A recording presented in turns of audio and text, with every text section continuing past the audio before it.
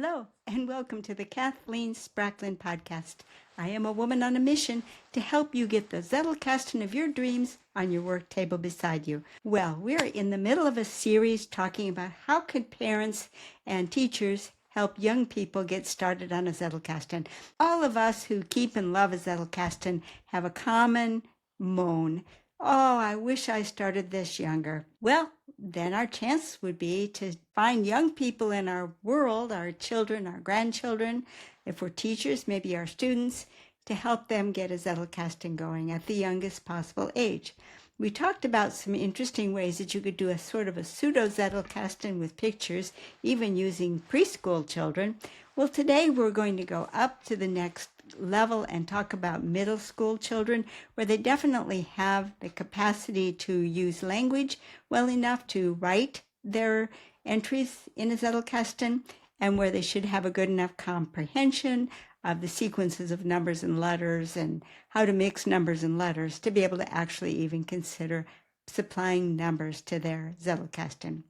Now, what we could still do at this point would be to create a Zettelkasten that doesn't have an index. We would just put the cards in the Zettelkasten.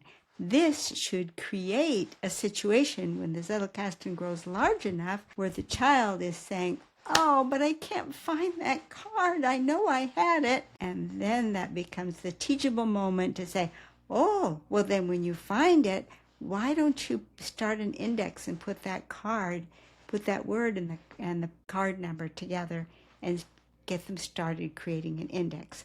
So they see why they need one rather than it just being a homework assignment. Well, I got to do all this. Why? When they want it and need it. Likewise, I believe numbering can be taught in that same way. And I'm going to have to go over to the down-facing camera to show you what I mean. Now, I'm using blank cards because I'm only talking about the numbers. But of course, your child would have ideas on their card, and you'd want to relate the numbering to the ideas. But just to give you a simple way that you could get started, you could invite the child to number the first card with a number 1, and the second card with a number 2 and put it behind, and 3 and 4 and 5, and so on. At some point, the child might say, but I don't want to put it back there. I want to put it up here with this one. Then you've got the makings of teaching a more complex numbering system. And let me show you how I envision it. Now, I'm not saying that mine is the answer. This is just an idea to throw out there to get the discussion going.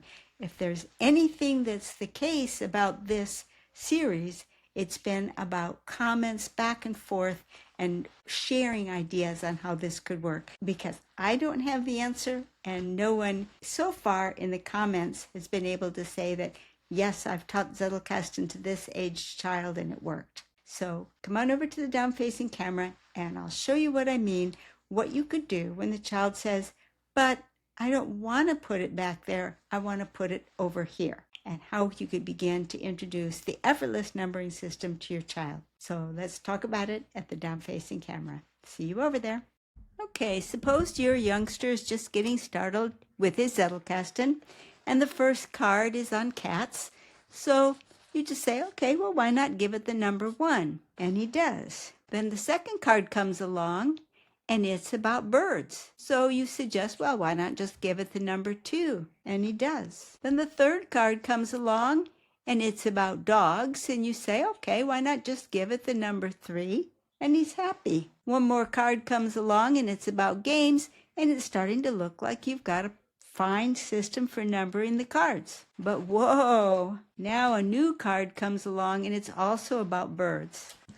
Suddenly, maybe he doesn't want to put it back there with games and give it number 5 because, well, it's also about birds. But what's he going to do? 2 and 3, where's he going to put it? Well, this is when you can introduce the idea of making this one 2A. There aren't any numbers between 2 and 3, but all of the letters are available, so you make this one 2A. Now another card comes along and it's about bird nests. Oh, that's easy. You want to put them right with these bird cards. Well, let's just put it right here. Now, what have you got between 2A and 3? Well, all the letters of the alphabet. This one can just be 2B. Now, if you reached a situation where he wants to put the new card between 2A and 2B, what are you going to do? There aren't any more letters left between A and B. Well, you do the same thing that you did before.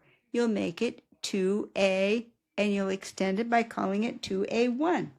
Now you've got a card that fits between 2A and 2B. And you can see how this is developing into the effortless numbering system quite naturally and quite easily. So what did you think of that idea of introducing the effortless numbering system to a child?